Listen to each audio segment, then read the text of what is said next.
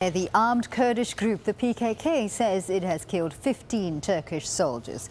Fighters from the Kurdistan Workers' Party used mines to attack an armed convoy in Daglisa. The Air Force has already launched retaliatory air strikes. Now, Turkey's Prime Minister chaired an emergency meeting shortly after the assault. There has been a surge in violence between the army and the PKK after a ceasefire collapsed in July. And there have been protests as well. In Diyarbakir, police used water cannon to disperse Kurdish demonstrators. They'd gathered to denounce airstrikes against PKK fighters launched after the killings of 2 Turkish policemen. Bernard Smith has been following the latest violence. Initial reports suggest a Turkish military convoy was travelling along a road in Hakkari province. It borders Iran and Iraq, Turkey's border along with Iran and Iraq. We understand that roadside bombs were detonated as this convoy passed, killing Turkish soldiers in that convoy, and that some sort of gun battle ensued after that initial bomb attack with PKK fighters. Turkish jets have retaliated, we understand, striking targets, PKK targets in the area.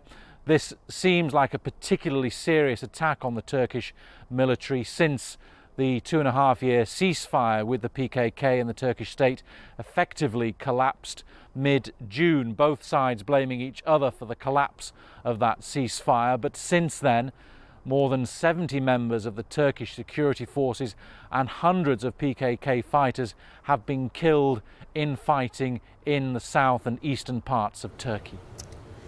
Now, armed conflict between Turkey and the PKK lasted for 30 years until a peace deal was struck 2 years ago. In March of 2013, the jailed leader of the PKK, Abdullah Öcalan, announced a ceasefire as part of peace negotiations with the government. In April of that year, the PKK said fighters would begin to withdraw from Turkey to its bases in northern Iraq. In July 2015, a suicide bombing blamed on ISIL killed 32 people in the mainly Kurdish town of Suruc.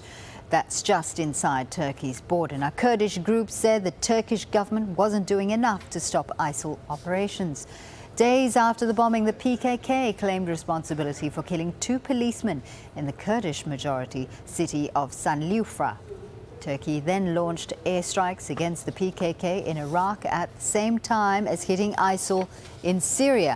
Now, in a statement, the PKK said the strikes spelled the end of the peace process. We have to understand that PKK is trying to achieve 3 things with this termination of the ceasefire. One is PKK is trying to get advantage of the international legitimacy that they think they got through the fightings with ISIL. And on the other hand, the PKK is getting more stronger, as we see from the attacks. The attacks are getting more sophisticated. And for many in Turkey, the Syrian civil war and the PYD's activity and PKK's cooperation with PYD is influencing the power and strength of PKK as well. And third is it's important to understand that, of course, we are talking about on PKK side, the intra-Kurdish politics plays an important role. It is puzzling for many in Turkey who focuses on Kurdish question why PKK suddenly would terminate the ceasefire immediately after an election that HDP got 13% of the vote, a historic victory for HDP.